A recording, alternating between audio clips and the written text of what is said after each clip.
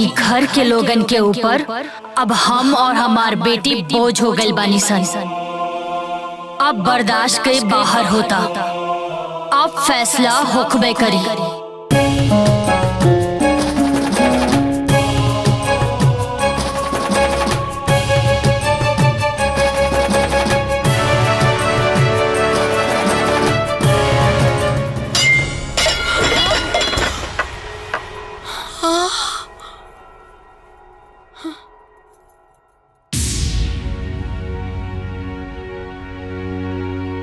आखिर ई घर में हमरा साथे सौतेला व्यवहार काहे होता? ई सब देखत देखत उबिया गेल बानी हम। आखिर हमरा साथे ऐसा काहे होता? का हो, काहे हल्ला होता? काहे कि हमारे बेटा के मुआला के बाद ई पे लगाम हो गई बड़ी, अपना मन का हो गई बड़ी, कोनो रोक टोक नहीं के इनका पे। अम्मा जी, रवा तो सास है ना, और सास तो माई बराबर हो खेली। अरे ई घर में हमरा साथे कैसन कैसन व्यवहार होता रवा के लौकता ना। अरे अभी सब शांति से तभी बात हो सकेला ना। अरे अब कितना शांति रखी भैया, और अब कितना बर्दाश्त करी। अरे हमार शांति से बात करे के क्षमता अब खत्म हो गई बा। अरे हमार बेटी जब खाना खाए जाता रिसन तो खाना खत्म हो जाला, चाय पिए जाता रिसन तो चाय खत्म हो जाला। अरे हम कहा तानी कि हम स्कूल में नाम लिखावे खातिर काका देनी, तो ऐसा लागता कि हम दुश्मन हो गई नहीं।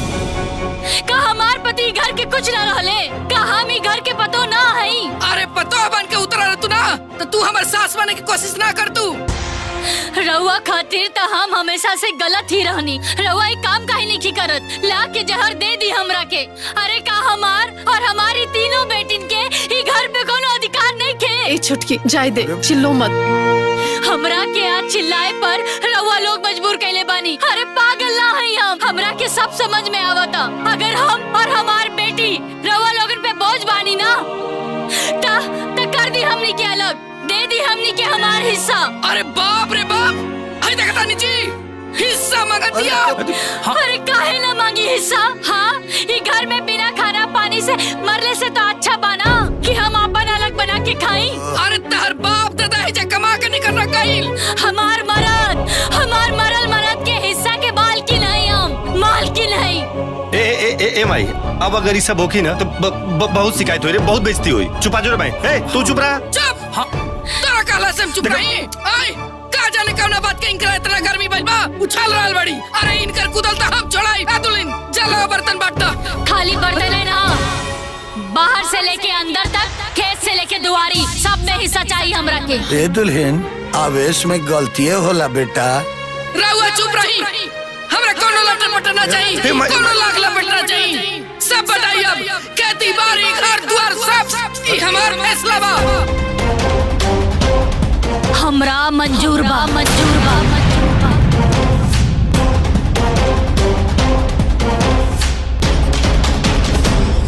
901-701 पर।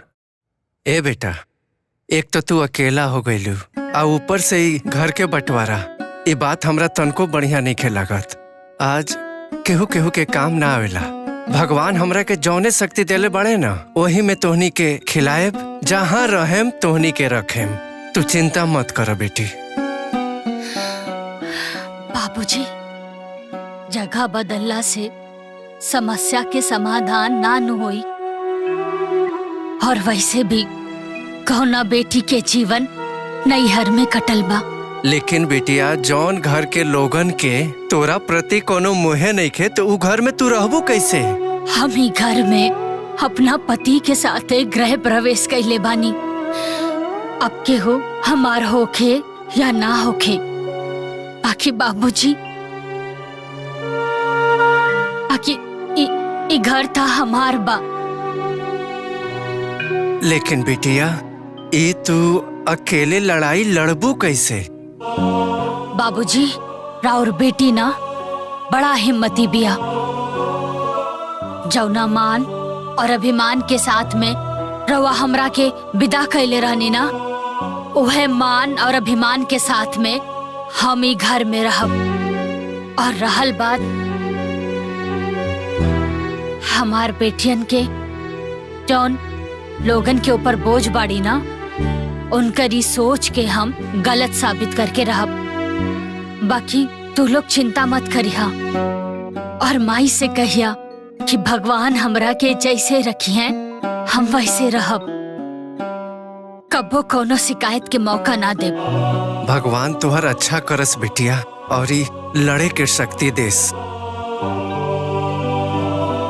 चलो बेटी, खुश रहा।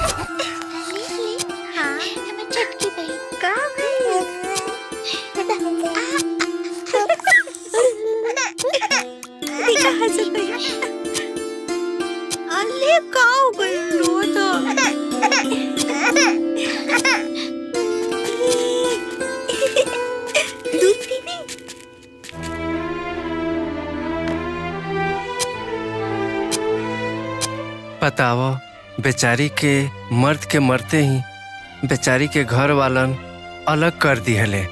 काले हमार मेहरारू कहत रहे के पतोहिया के भर पेट खाना न देताड़ी सा का करताड़ी सही से। बतावा, एक तो अलग का देहले सन, हाँ, ऊपर से तीन गो बेटी। बेचारी कैसे जियत पिया। हाँ, भगवान ही मालिक बाड़े। चला अपन काम करी भैया। चलो चलो चलो।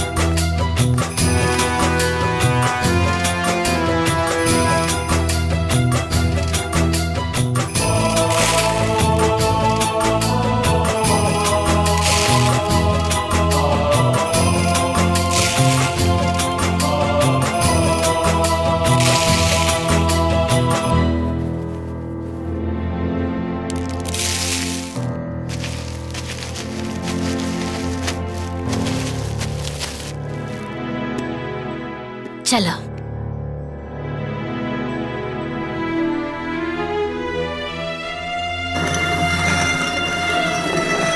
मम्मी ई रोवता।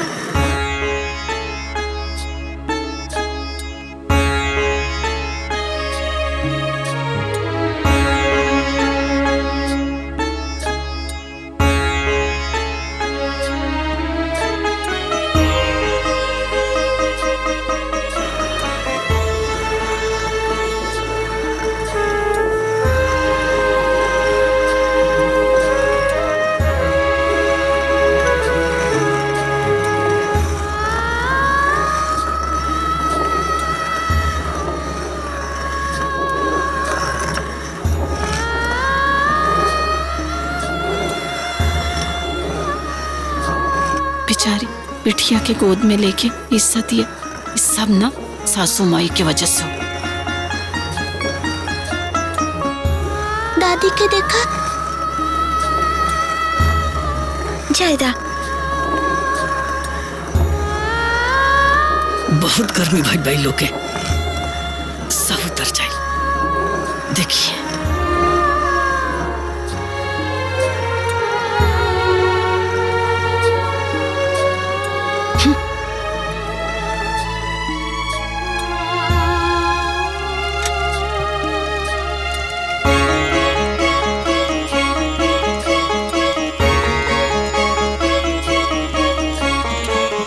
मम्मी मम्मी भूख लगा है। बस बेटा हो गए, खियावता नहीं। हाँ और कितना टाइम लगी मम्मी? बस बस बेटा 2 मिनट। हाँ बस एक रोटी और हो जाए। हाँ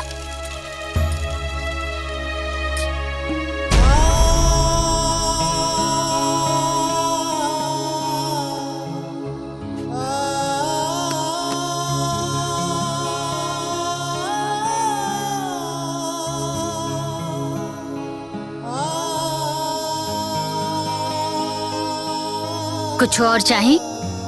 ना मम्मी पेट भर गए।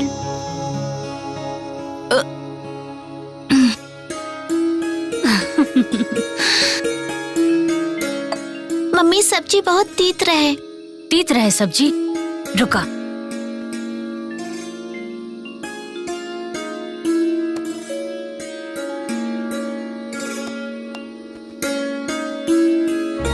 जब तीखा लागे ना तब चीनी खा लेवे के चाहिए।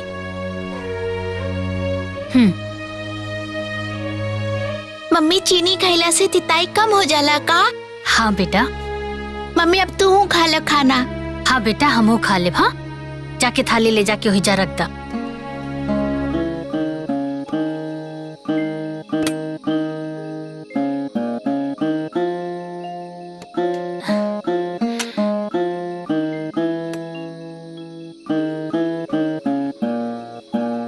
तू लोग पेट भर के खैलू हो ना? हाँ हाँ, हाँ।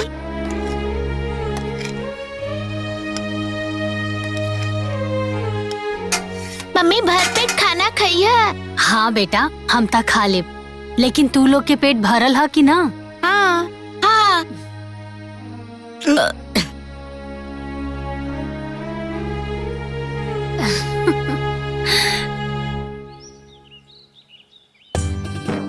ये बाबू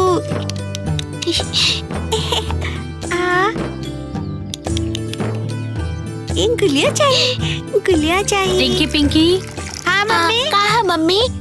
बेटा हम काम खोजे खातिर बाहर जा रहल बानी, तू लोग घर में आराम से रहिया। हाँ ठीक बा मम्मी। और सुना, हम में रोटी और सब्जी रख देले बानी, समय से खा लिया लोग।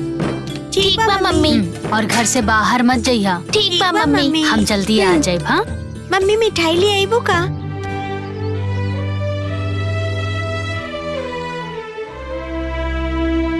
ना मम्मी मिठाई लेके ना आई है, बस तू जल्दी आ जाइए। ठीक बा बेटा।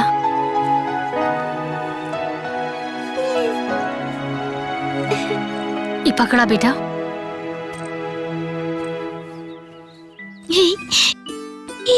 आजा आजा आजा।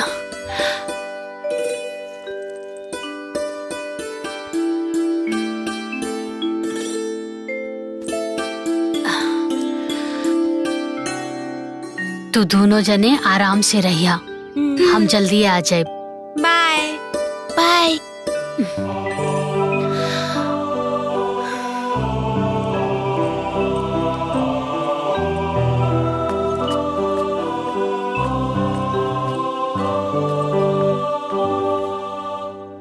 ये होला जब अपने पे पड़ेला ना तबे इंसान के घर से बाहर निकले पड़ेला। सही कहत बाड़ू दीदी, मजबूरी कुछ भी करावेला। कुछ भी कहा, एकर घर वाला बड़ा निर्दयी बाड़ा सन। सही कहा तू दीदी, ऐसा न हो तो बेटा के मरते पतोह के साथ ऐसा दुर्गति करतन। ना जाने कैसे पोसाई दूठे बच्चा। बेचारी की दुर्गति है। कैसे जीवन बीती। चला अच्छा हम जाते। चला हम चलत। चला।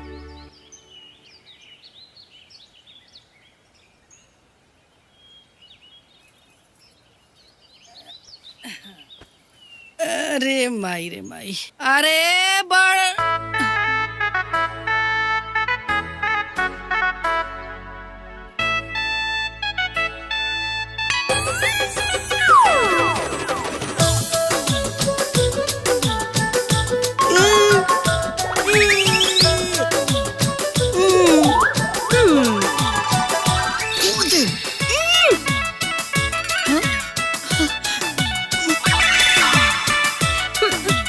अरे सुन जी, घुसकुंडी बतावा है दुना भर बितनी के हमरा गिलास दिखाओ तुम लोग मार के लोला थूर दे अब।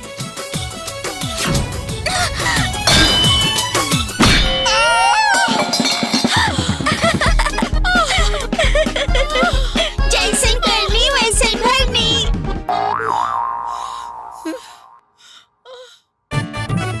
अरे बड़को। जी अम्मा जी। अरे तेरी बर्फ वाले ये हो जी, लेके आओ तानी।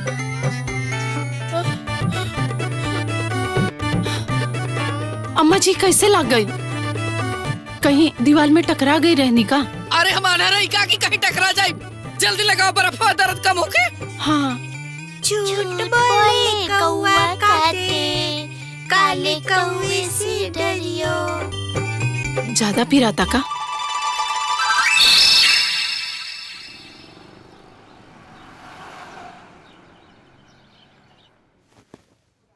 जी नमस्ते सर, एगो लेडी ऑयल भी है, ओकरा के कुछ काम चाहिए।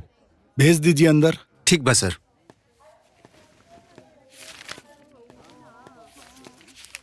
आप अंदर जाइए, आपके सर बुलावत आनी। अच्छा अच्छा। हाँ ठीक, हाँ जाइए।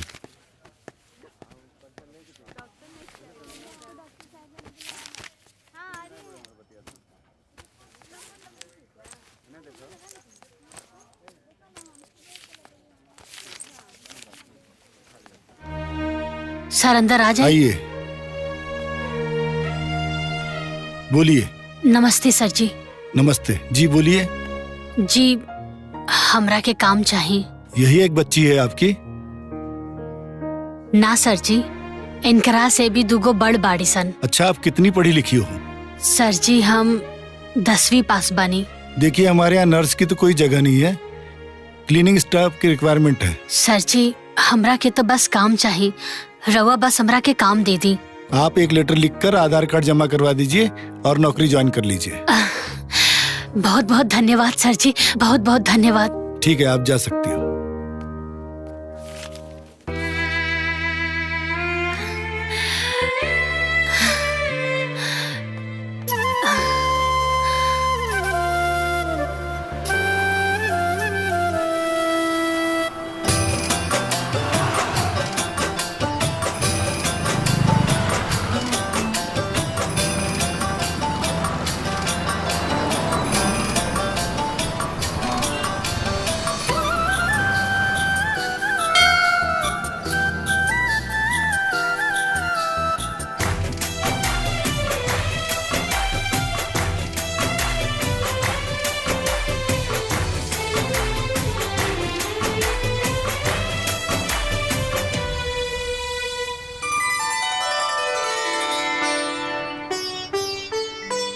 भगवान हमार सुहाग उजाड़ देला,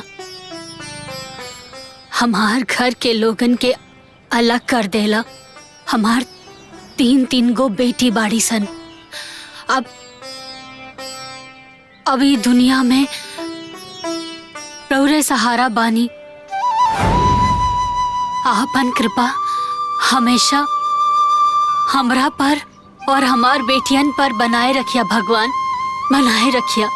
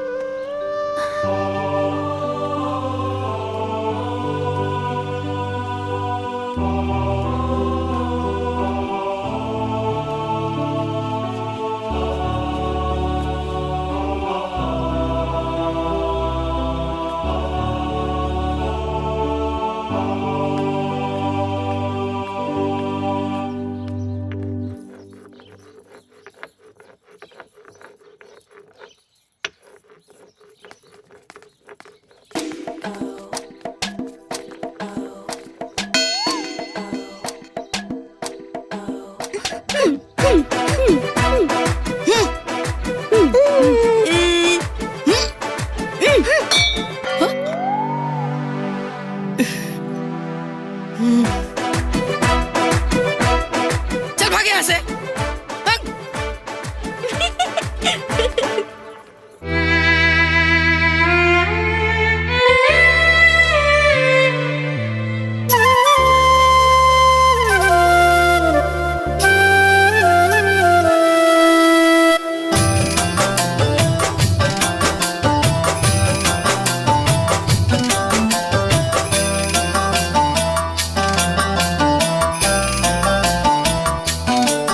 जब समय होला खराब त कठिन परीक्षा ले ले, जब केहू साथ न देला भगवान साथ देले।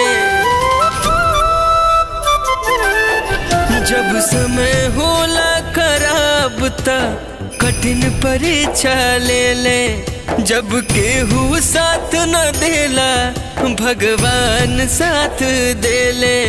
जब केहू साथ न देला भगवान साथ देले। न दुख से न भाग के चाहिए, हिम्मत न हार के चाहिए। दुख से न भाग के चाहिए, हिम्मत न हार के चाहिए।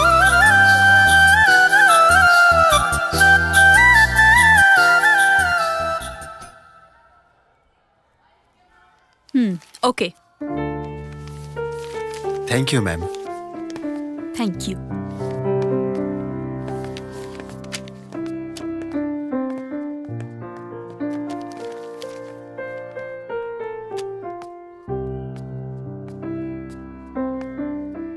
मैडम जी, हम अंदर आ सकेंगे का? आइए। नमस्ते मैडम जी। नमस्ते नमस्ते, कहिए। मैडम जी, एडमिशन करवावे के बा। किसका? हमार बेटियन के। हो, आपकी बेटियों का? जी मैडम जी, हमरा साथे वो लोग आयल भी बाड़न। बुलाइए। हाँ। रिंकी पिंकी। हाँ मम्मी। नमस्ते करा मैडम जी के। नमस्ते। नमस्ते। इनका एडमिशन करवाना है? जी मैडम जी। देखिए, मुझे लगता है कि आप बाय मिस्टेक यहाँ पे आ गई हैं। और यहाँ से थोड़ी ही दूर पे एक छोटा सा स्कूल है, शायद आपको वहाँ जाना चाहिए। ना ना मैडम जी, हम गलती से या मिस्टेक से स्कूल में नहीं किया नहीं। यही स्कूल में हमरा के एडमिशन करवावे के बा। फीस की चिंता रहुआ मत करी। देखिए, आप समझ नहीं रही हैं, यहाँ फीस की कोई बात नहीं है, बट यहाँ पे जितने भी बच्चे पढ़ते हैं उन लोगों का एक स्टैंडर्ड होता है। उनका इंटरव्यू किया जाता है, और इतना ही नहीं, उनके माँ बाप का भी इंटरव्यू लिया जाता है। उसके बाद कहीं जाके यहाँ पे उनका एडमिशन होता है। मैडम जी, माँ बाप के पढ़े के बाद या बच्चा लोगन के?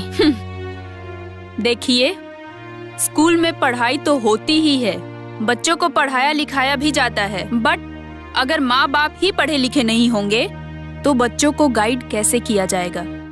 अगर मैडम जी माँ बाप के ही गाइड करे के होखी तो फिर स्कूल में एडमिशन काहे करवाते? ये सब आपको समझ में नहीं आएगा। आप ऐसा करिए, किस क्लास में एडमिशन करवाना है ये बताइए पहले।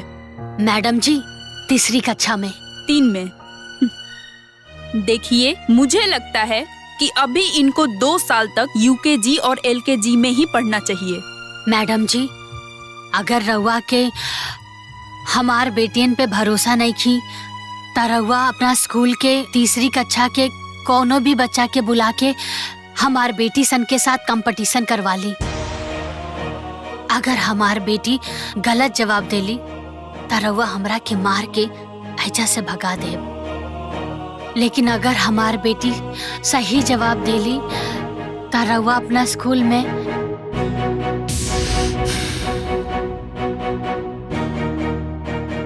कुलदीप जी। जी madam. Yes ma'am. 3rd class के एक बच्चे को भेजिए यहाँ पे। जी।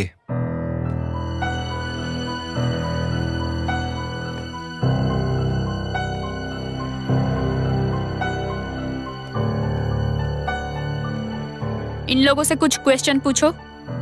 What is the odd number? 1, 3, 5, 7, 9, 11, 13, 15, 23, 25, 27, 29, 31. अच्छा, 1 minute. Next. What is the even number? 2, 4, 5, 8 and 12, 14, 16, 18, 20, 22, 24, 26, 28, 30, 32, 34, 36, Okay, 38. हो गया। You go. मैडम जी, छोट मुंह बड़ बात करतानी। काबिल बच्चा के ना वैल्यू होखे के चाही, चाहे बच्चा अमीर घर के होखे या गरीब घर के। और मैडम जी, हमरा हिसाब से शिक्षा के मापदंड माई बाप के स्टैंडर्ड और बच्चा सन के पहनावा ओढ़ावा देख के ना होके के चाही, बल्कि इनकर काबिलियत देख के होके के चाही। मैडम जी, हमार पति के देहांत हो गइल बा। हम अकेले ही कमाईला और अपन बच्चियन के पढ़ाईला, और इनकरा के हम अच्छी से अच्छी शिक्षा देब और इकनी के काबिल भी बनाइब। रवा फीस के चिंता ना करे। माफी चाहते हैं हम। आपके हिम्मत को सैल्यूट करते हैं हम। आपकी दोनों बेटियों में से एक बेटी का पूरा खर्चा स्कूल उठाएगा। रुकिए 1 मिनट।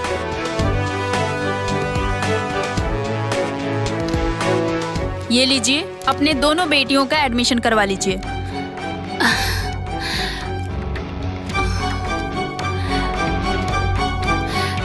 बहुत बहुत धन्यवाद मैडम जी। चला।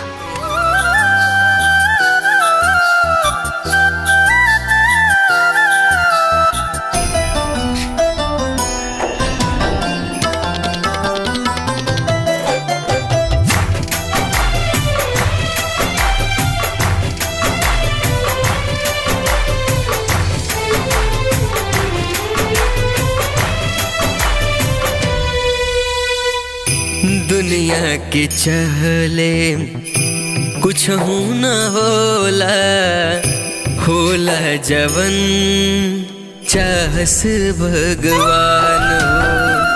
बन कठ पुतले नाचे लाई हवा, समय के साथे साथे इंसान। मन हताश कबही ना करियो, केहू कितनो खेले, केहू कितनो खेले। दुख से न भाग के चाहिए, हिम्मत न हार के चाहिए। दुख से न भाग के चाहिए, हिम्मत न हार के चाहिए।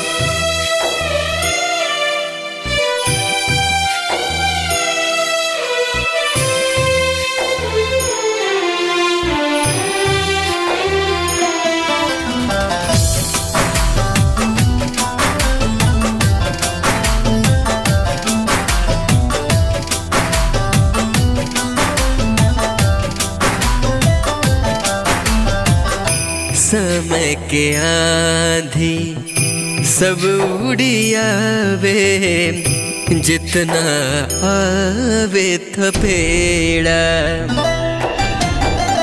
धीरे धीरे सब सुधरेला होला जरूर सवेरा केहू न साथे सहे के बाटे सब लफड़ा अकेले सब लफड़ा अकेले दुख से न भाग के चाहिए हिम्मत न हार के चाहिए दुख से न भाग के चाहिए हिम्मत न हार के चाहिए।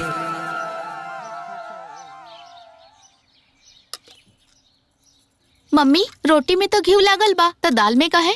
रोटी में घी लागल बा तो उसे का दाल में भी खा लो। ये दुनिया में बहुत लड़ाई लड़े के बा और तोहनी के हर लड़ाई जीते के बा। ला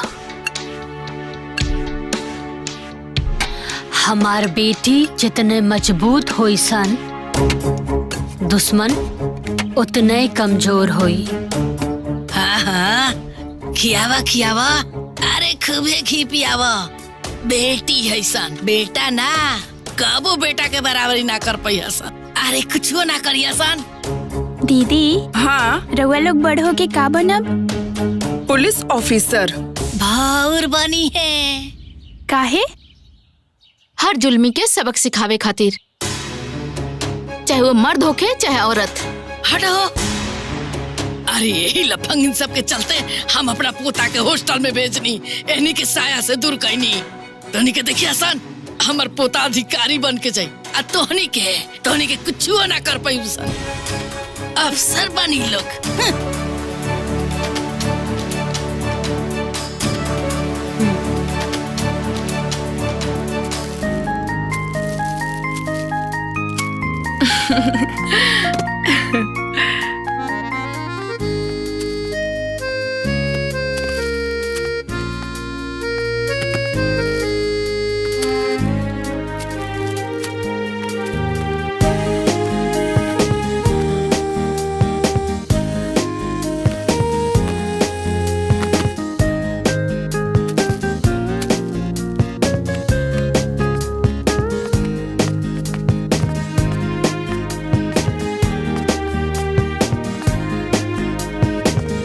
मछली।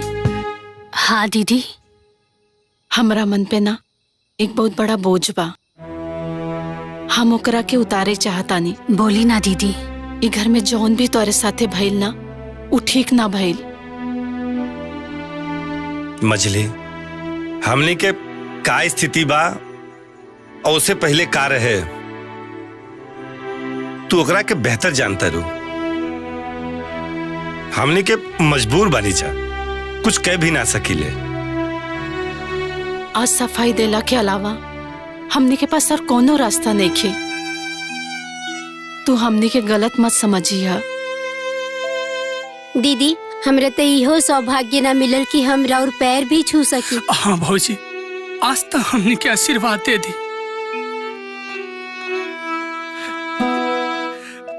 खुश रहा लोगिन। भगवान आज तो हर दुख दूर कर दिए। भले हमने के दूर रहनी सन, बाकी देख के हमेशा मन खुश होला। दीदी हमरा किस्मत में जौन लिखल रहे तौन हमरा साथे भइल, एमे हम के कर दोष मानी। भगवान हमरा के दुख देले त आज हमरा के सुख भी देता रे। हम त बस अब समय के फेरा समझ के सब भुला गईनी। हमरा के त बस हमरा खातिर और हमार बेटियन खातिर रउआ सब से आशीर्वाद ही चाहिए। अरे हमार बेटी सन बहुत आगे जाइए सन, हमनी के आशीर्वाद बा। चिंकी हैप्पी बर्थडे बेटा। हाँ चल केक काट बेटा। हाँ काटा।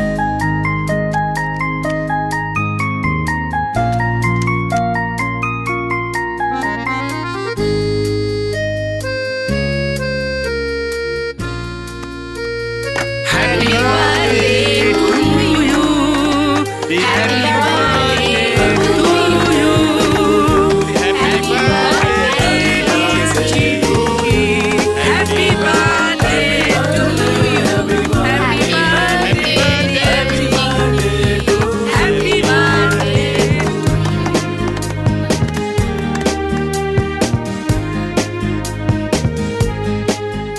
कान में उंगली डाल के का बैठल बड़ू? ए बूढ़ो, ई कान में उंगली डाल के काहे बैठल बड़ू?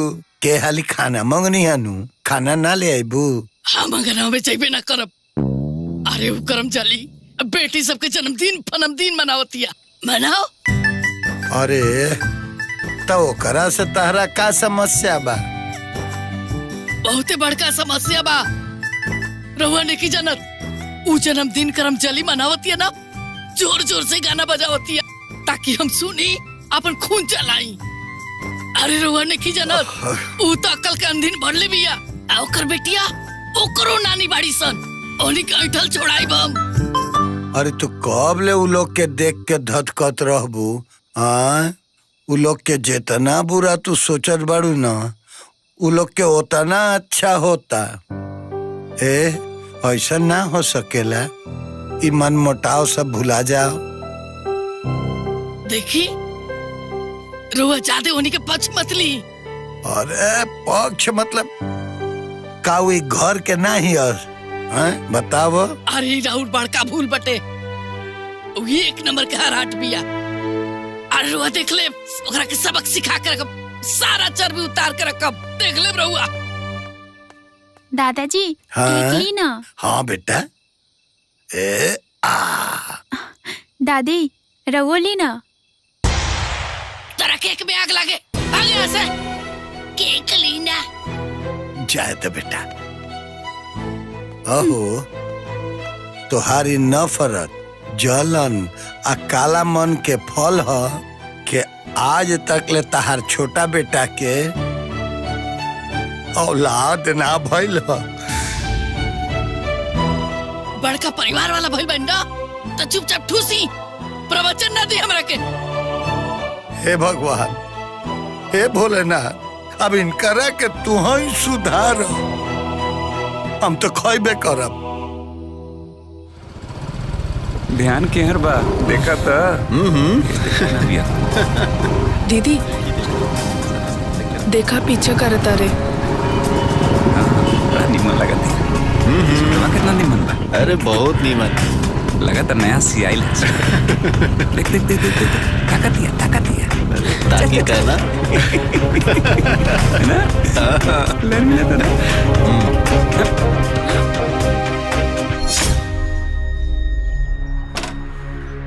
कहो मैडम लोग, हमने के फालतू में बोलता नहीं जका, तो हर कोनो रिएक्शन नहीं किया होत काहे? फालतू गिरी के फालतू लोग रिएक्शन देला और हमने के फालतू ना है। ओहो, मतलब हमनी फालतू है का सन? एहू में कोनो शक बका? ए ज्यादा बेसी बोले मत। गनीमत बा अभी बतियावा तानी, हमने के लतियावे में देरी ना लगेगा। अच्छा हमरा के लतियबू।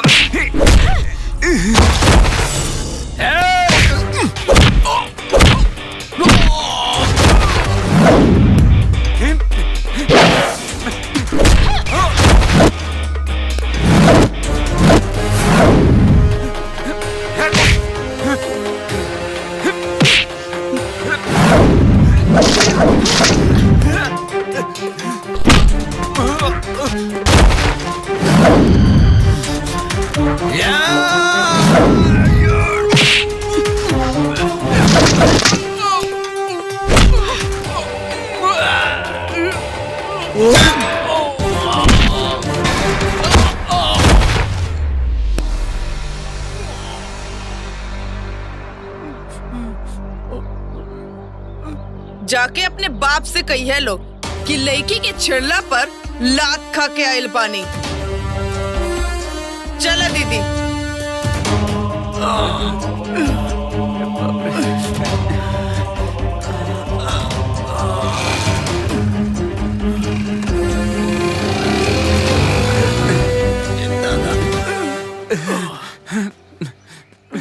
बड़ा मरली सरे। एकर इतना हिम्मत, एकरा पता नहीं खे हमार बाप प्रधान हा।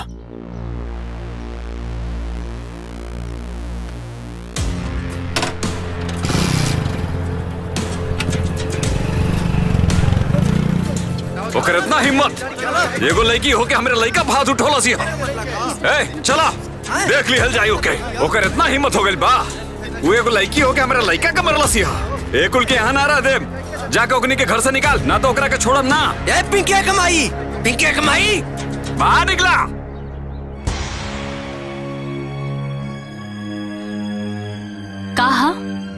का बात बा कि सभे आइल बा? सुना, तोहार दोनों बेटी हमरा बेटा के बहुत पिटले बड़ी। काहे? हमार बेटी पागल है सन का? काहे पिटलू हा लोग बेटी? मम्मी, हम लोग आवत रही सन और ई लोग हमने के देख के सीटी मारत रहे।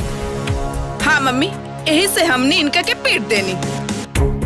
अब ई लोग सीटी मारी त केहू आरती ना नो उतारी। सीटिया तो मरले रहला सन, एकर का मतलब भाई कि मार के हाथ पैर सब तोड़ दी? लड़की ऐसन ऐसन पिटाई ना करे के चाहिए। अच्छा, लड़का लोग सीटी मार देलन त कोनो बात नहीं खे, अगर लड़की पीट के आ गई सन त गलत बात बा।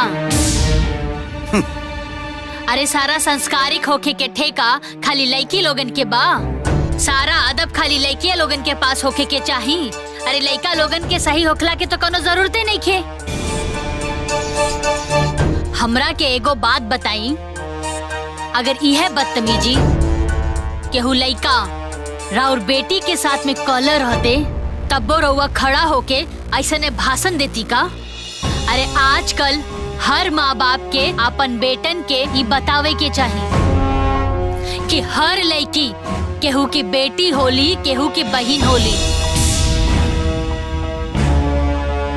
पर हमरा के ई नहीं के समझ में आवत कि सबके सोच सड़ काहे गइल बा, सबके विचार आंधर काहे हो गइल बा, सबके संस्कार मर काहे गइल बा। अरे देखली है लोग, बिना बाप वाला बेटी और बाप वाला बेटा के संस्कार में कितना फर्क बा।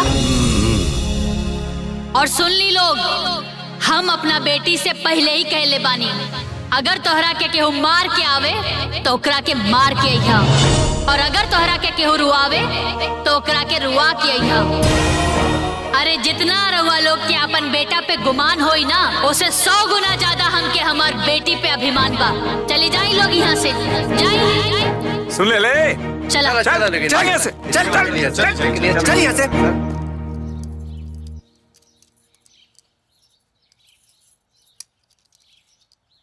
अम्मा जी, आओ। बहुत साल बाद ना ई घर में किलकारी गूंजई वाला बा। अपन छोटकी बिया ना उमाई बने वाली बिया। अरे धीरे बोलो, कल मुही सुली ना तो ओकर करिया नजर पड़ जाई ओकरा पर, त एगो विपत पैदा हो जाए, जीवन भर ढोए के पड़ी। बड़ा खुशी की बात बाटे। ए सोहित, सोहित नहीं ठीक बाड़ी नू? हाँ माई ठीक बिया। हे बेटा, पता चलल बा मिर्चिया वाला बाबा के बारे में। उ कहता मिर्ची पढ़ के देवेला ना तब बेटा पैदा होकेला। ए बेटा, तू हमारा के ले चल बे उनका पास। माई तो फिर से शुरू हो गई। अरे चल हम करता ना, उ करे दे। हमरा से बेसी ज्ञान बतुरा हमरा के सिखावता। अंडा सिखावे बच्चा के, बोल बच्चा चई चई। ए बेटा ले चलते हमरा के। ठीक बा। अरे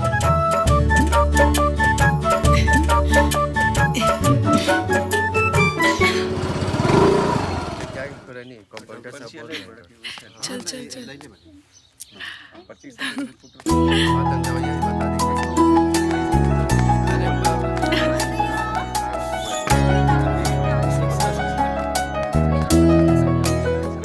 मम्मी मम्मी मम्मी, हमने के दरोगा के परीक्षा पास कर लेनी। मतलब तू लोग दरोगा बन गई लो? ना मम्मी, अभी आधा। ई आधा का होला? मम्मी अभी रिटेन पास कैले बानी, एकरा बाद फिजिकल पास करे के होई, और फिजिकल पास कैला के बाद दरोगा के नौकरी पक्का। और हमने के पुलिस ऑफिसर और रउआ पुलिस ऑफिसर के माई की मम्मी। बिटिया, फिजिकल परीक्षा पास कईल इतना आसान नहीं खे, बड़ी मेहनत करे के पड़ेला। का आसान होला काका?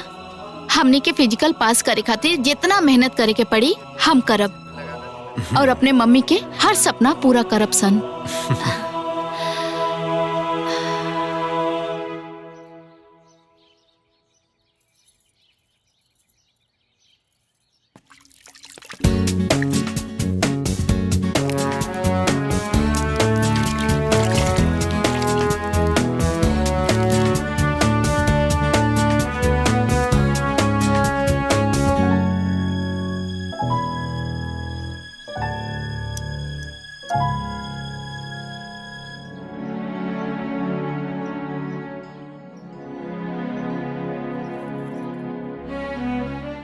भगवान, अब यह दिन देखे के बाकी रह गए रे हमरा के। राम राम राम राम। मन बढ़ू माई के मन बढ़ू बेटी, डुबा दलो खानदान के नाम। रिंकी पिंकी,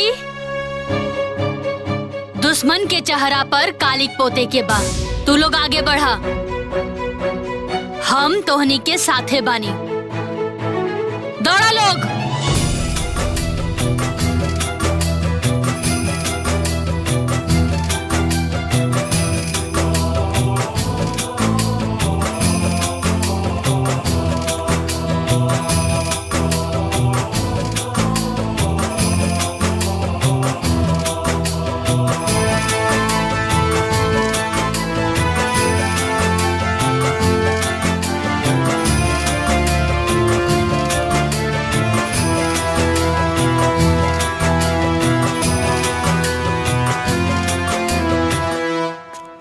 ए बबुआ, रुक रुक रुक रुक। का बाबा?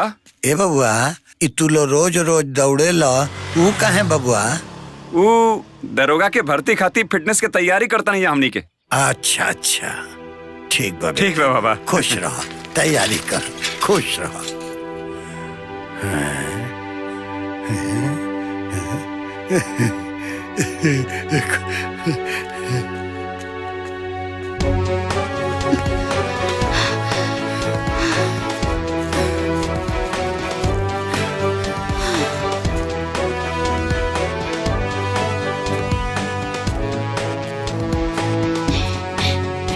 अरे प्रणाम दादाजी। खुश रह बेटा, खूब खुश रह। ए बेटी लो, हाय लो, इ काजू बादाम ह, एके खा ले हलो। एकरा खैला से तू लोग के शरीर में ताकत आई हनु। इहे देवे आयल रहनी बिटिया लो। दादाजी, हाँ ये सब तो घरों दे सकत रही ना? अरे ना ना बेटी, घरे ना। तू अपना दादी के जाना तारू, उ तरह लोग से कितना जरेली। अगर हम ही घरे में देती तो वो इतना हंगामा करी कि का कहीं। और ऊपर से ये सब अकेला ही भकोस जाई। दादाजी, हाँ बेटा, हमने के आशीर्वाद दी कि हमने परीक्षा में पास हुई सन। हमारा आशीर्वाद तो तू लोग के साथ हमेशा बा बेटा। तू लोग खूब दौड़ो, खूब मेहनत कर, आ दरोगा बन के हमरा खानदान के नाम रोशन करो, आ साथे साथ अपना माई के सपना पूरा करो। हाँ दादाजी। दादाजी, खुश खुश खुश रहो हमार बच्चा, खूब खुश रहो, खूब खुश रहो।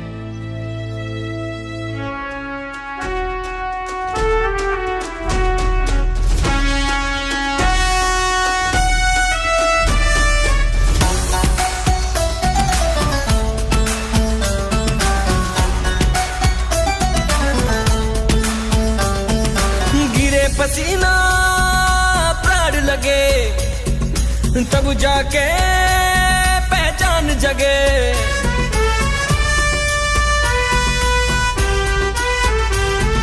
गिरे पसीना प्राण लगे, तब जाके पहचान जगे। मेहनत के नावा तोड़ कहीं ना जोड़ कहीं। मेहनत के नावा तोड़ कहीं ना जोड़ कहीं। जी जान लगा के जब काम होला, तब नाम होला।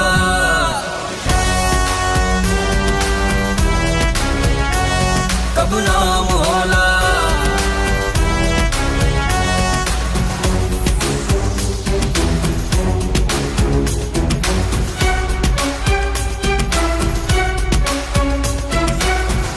भीतर आग के बागोला, ओकर मंजिल कदम में होला। जे कठिनाई से लड़ेला, हर मुश्किल के पार करेला। एकरा भीतर आग के गोला, ओकर मंजिल कदम में होला। जे कठिनाई से लड़ेला, हर मुश्किल के पार करेला।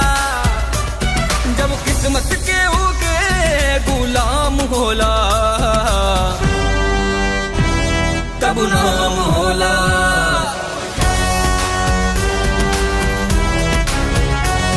कबू नाम होला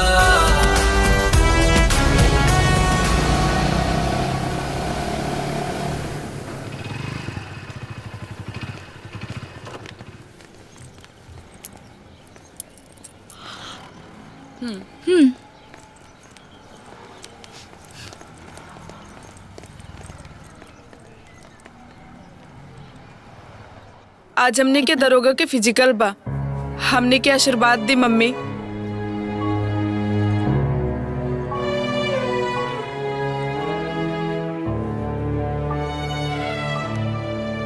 बेटी तोहरा माई पर लोग हंसले बा तोहनी के जन्म भइला पर लोग हमरा के ताना मरले बा तोहनी लोगन के कपार के बोझ बोलले बा आज सबके जवाब देवे के बा आज तोहनी के जीत तोहनी के माई के जीत होखी तोहार माई के जैसन लाखों ऊ औरतन के जीत होखी जे अपन पति के बिना अपन बेटी खातिर लड़ाई लड़तारी सन ऊ लइकिन के जीत होखी जे कोनो सपना देखले हुई हैं। जा बेटी जीत के आई हाँ माई हमने जीत के आई।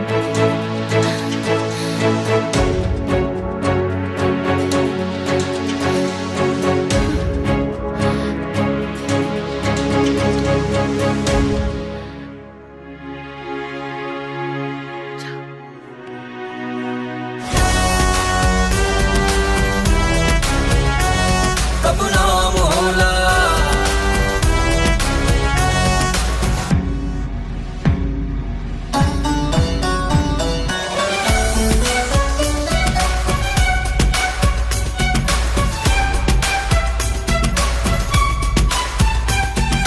जकरा ऊंचा उड़े के बा कल्पना पूरा हो के लार सपना मिले सफलता रीत हो जाला हर कदम पर जीत हो जाला जकरा ऊंचा उड़े के बा कल्पना पूरा हो के लार सपना मिले सफलता रीत हो जाला हर कदम पर जीत हो जाला पहले पर कठिनाई तमाम होला तब नाम होला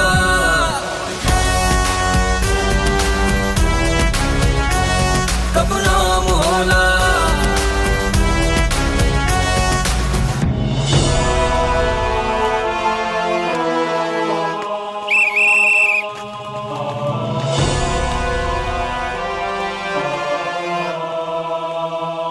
बधाई हो, आप दोनों ने टॉप किया है।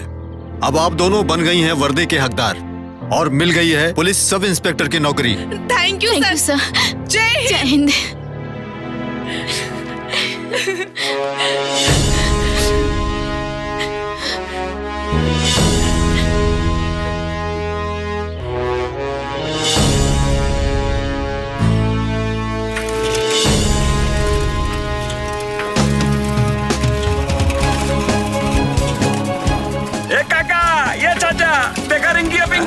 भर्ती होली हो देखा एकरे के कहल जाला किस्मत जेकर केहू ना होला ओकर ऊपर वाला आधार होला।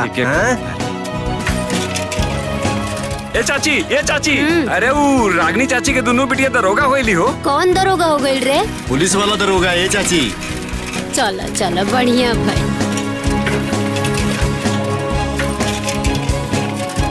ए भैया लड़का लोग फेल लड़की कुल पास। कौन लड़की रे? अरे पिंकी रिंकी दोनों दरोगा का परीक्षा पास कर गई सर। भगवान भला करस।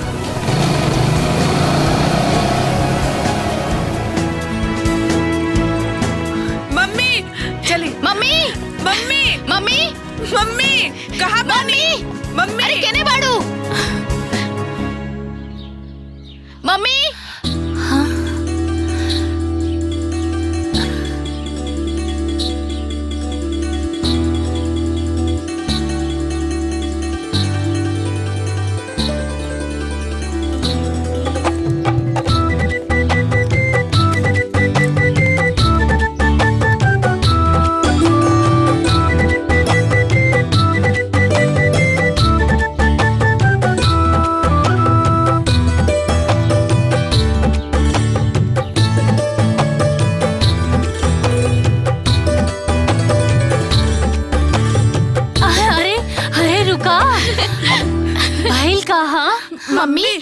हमनी के दरोगा में सिलेक्शन हो गई। अरे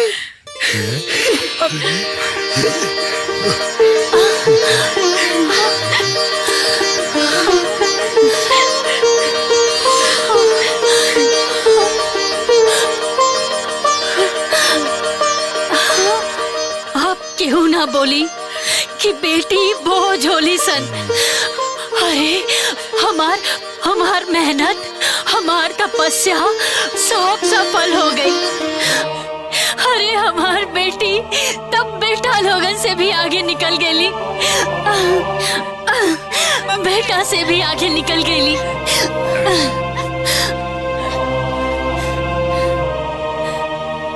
देखा देखा कैसे तीनों नाटक पसरले बाड़ी सन। भगली कहीं लागता कि इनकरे बेटी पास भइल बाड़ी सन।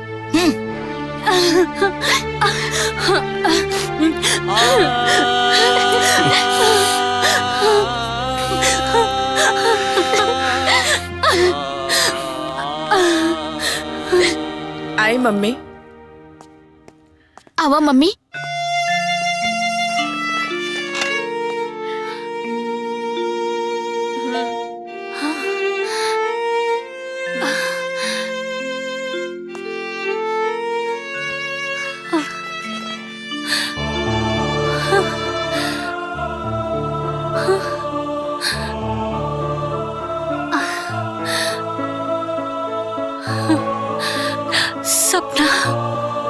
सपना ता हर केहू देखेला, बाकी सपना ता किस्मत वाला के पूरा होखेला। और वो किस्मत वाला हम बानी। मिलिट्री जैसा परेड सलामी दे। वन फोटो प्लीज। स्माइल।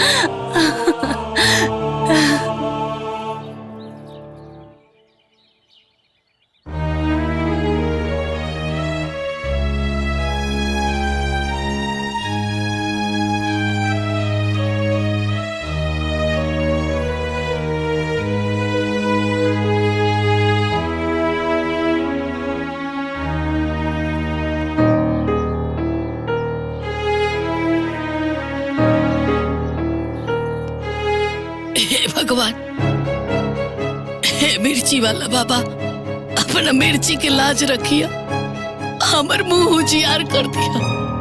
एक तो इतने साल के बाद बच्चा होके वाला बा, हमरा घर में बेटा दे दिया भगवान। जय भगवान।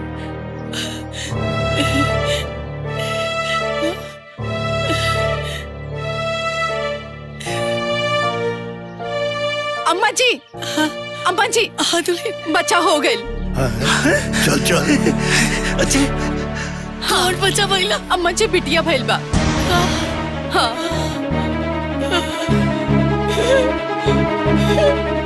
अरे बाप रे बाप, अरे हमारे खानदान के भागे खराब है दादा। हमरा यो बेटा के बेटी हो गई, विपत हो गई कपार पे। अरे हमरा नून चटा के मार दो। अरे कुल के नाश हो गई दादा। बाबूजी हमारी बात सुन। कमीनी अनपढ़ गवार गोबर औरत, अब ते लड़की के रागल पे भाई देख हमरा दोनों पोती सन तोरा मुंह करिया क के हमरा खानदान के नाम रोशन कर देली। हाथ जोड़ता नहीं भाऊजी। हमने के समझा भाऊजी, माई के हमने के समझा भाऊजी। भाऊजी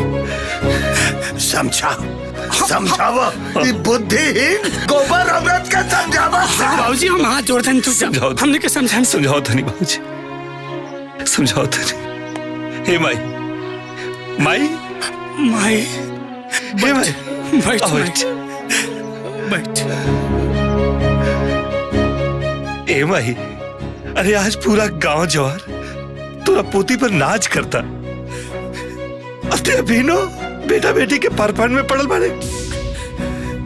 अरे आज ओकनी के वजह से पूरे गांव जवार के सीना चौड़ा हो गइल बा रे माई, चौड़ा हो गइल बा। माई का ओकनी से शान के सम्मान ना मिली। और माई इतने ना, जब हमने के गांव में चलम जाना तो सीना चौड़ा करके चलब जा कि वो हमने घर के बेटी ही है। ए भाई एक बात ते सोच के बता, आखिर तेहू तो केहू के बिटिया होके न? अगर तोर माई बाप तोरा साथे वैसे भेदभाव कैले रहते तो काय ते दुनिया देखले रहते? अरे ते तो दूर हमने के ना रहते जा, और ना ही हमारी बाबूजी और ना ही हमारी घर परिवार। देख माई, बेटा बेटी बेटा बेटा सुन के थक चुकल बानी रे। हाँ छोड़ा था नहीं माई, हम पहला बार बाप बनल बानी रे।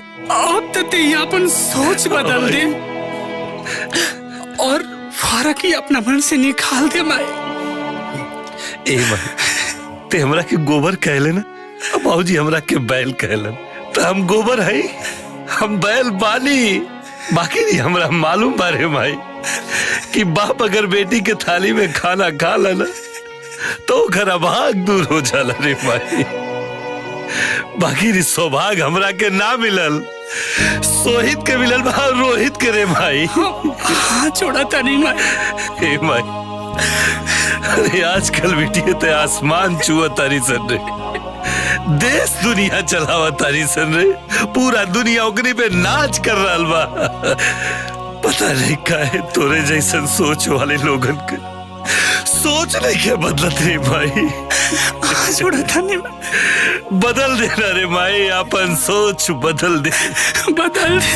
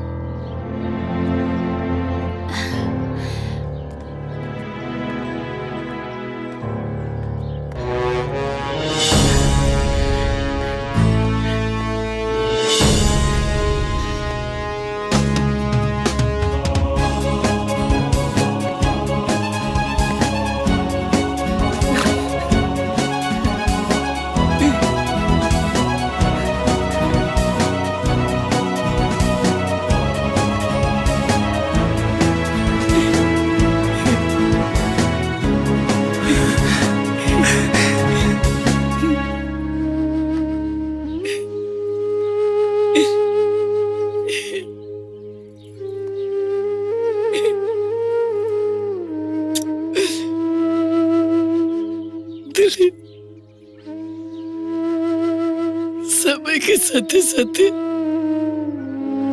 इंसान के अब सोच बदलने के चाहिए, लेकिन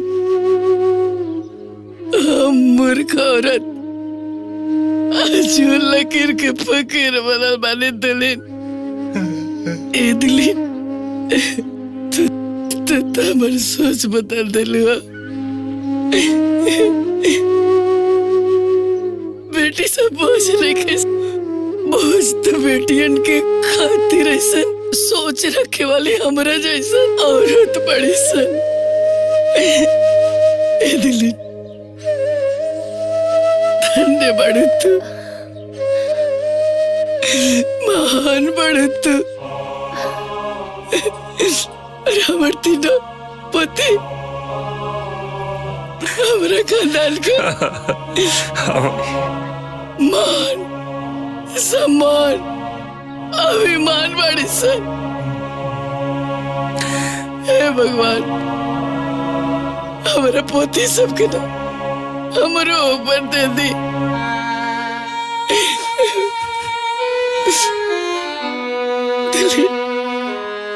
हमरा के माफ कर दे।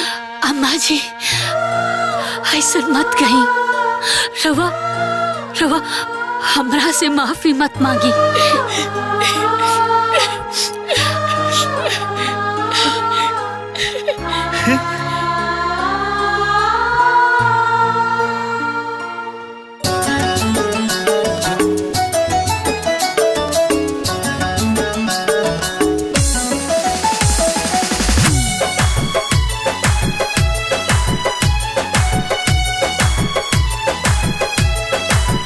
बेटा नहीं होती है जी, बेटा हीरा है तो बेटी मोती है जी। हाँ बेटी बेटों से कम नहीं होती है जी, बेटा हीरा है तो बेटी मोती है जी। ना जान कब सबको होगा ये ज्ञान, ना जान कब सबको होगा ये ज्ञान। मेरी बेटी मेरा अभिमान, मेरी बेटी मेरा अभिमान।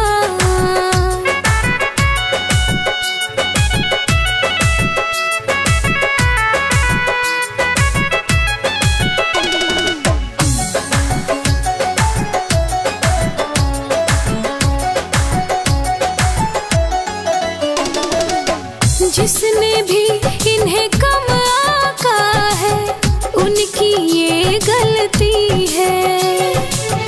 त्याग क्षमा बलिदान के हरदम राह पे चलती है। जिसने भी इन्हें कम आका है उनकी ये गलती है।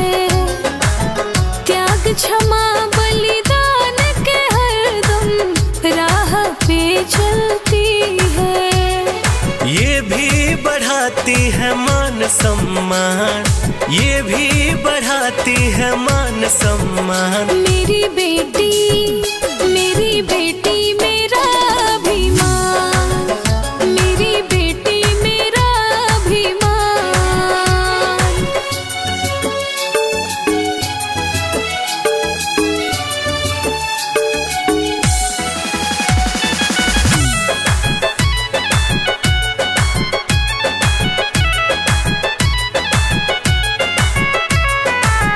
माँ के आशीर्वाद से ही सारी खुशियाँ मिले।